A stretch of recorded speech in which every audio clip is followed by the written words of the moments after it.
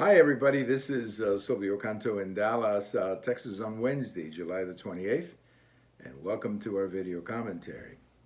Well, the Democrats had a January 6th meeting.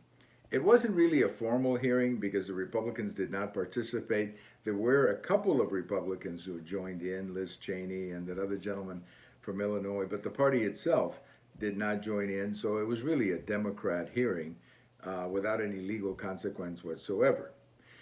They brought in some policemen who obviously told about their terrific experiences that day, and we salute the police. They did an amazing job. But the question that the Democrats don't want to ask, the question that apparently nobody in the media cares, is who made the decision to keep the Capitol unprotected?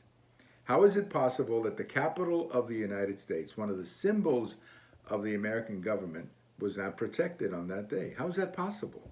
How is that possible? That no one was outside keeping those people from coming into the Capitol? What if there had been real guns with those people? What if they had been carrying bombs? What if they were real terrorists breaking into the Capitol? It would have been a disaster of a situation. I mean, it was pretty bad already, but it could have been a lot worse. So who made the decision not to protect the Capitol that day? Who made the decision to keep the National Guard from the Capitol or the Washington police or whoever protects the Capitol? Who made that call? That's what nobody wants to talk about. And that to me is the single biggest issue pending. We all know that the people who came in broke the law, and I have no problem with processing those people and prosecuting them and giving them whatever penalty the law requires.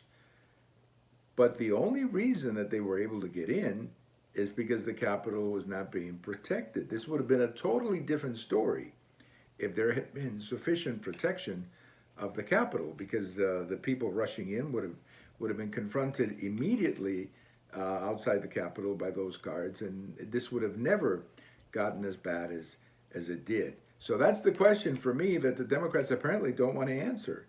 All they want to do is talk about Trump, and that's what this is all about. They just want to talk about Trump because they cannot live without Trump. Trump is essential for them. They don't want to talk about the price of gasoline. They want to talk about January 6th. They don't want to talk about inflation. They want to talk about January 6th. And they don't want to talk about what's happening on the border, which is now becoming not just an immigration nightmare, but it's now becoming a health nightmare, because you got people coming in who are not vaccinated, who are not being checked, and they're bringing in things into the country and exposing Americans to it. They don't want to talk about that. They just want to talk about January 6th. And that's why this whole thing that we saw on TV a couple of days ago was a travesty.